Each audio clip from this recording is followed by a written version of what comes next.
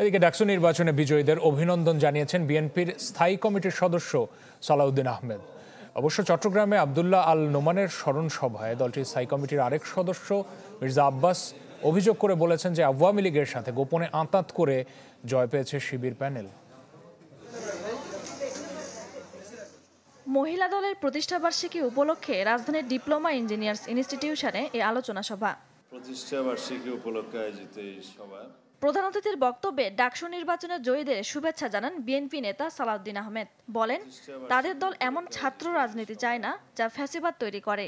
আমরা এমন ছাত্র রাজনীতি চাই যে এই ছাত্র রাজনীতির মূল সূত্র হবে বাংলাদেশে জবাবদিহিতামূলক সাম্যভিত্তিক সুশাসন এবং নৈতিকতার রাজনীতি প্রতিষ্ঠা করবে।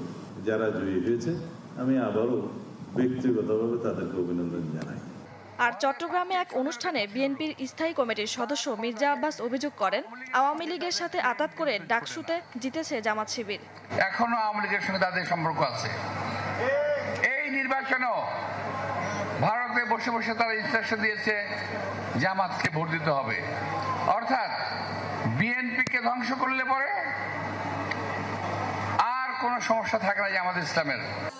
এদিকে বরিশালে মহানগর বিএনপির কার্যালয়ে এক সভায় দলটির স্থায়ী কমিটির আরেক সদস্য সেলিমা রহমান নেতাকর্মীদের আহ্বান জানান ডাকসু নির্বাচন থেকে শিক্ষা নেওয়ার।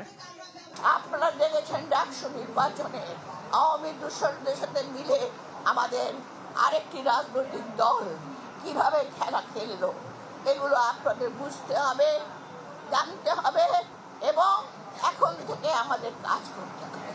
পরে দলীয় কার্যালয়ের সামনে থেকে বের করা হয় শোভাযাত্রা, যা বিভিন্ন সড়ক প্রদক্ষিণ করে। তানজিল আফসানা, চ্যানেল 24, ঢাকা।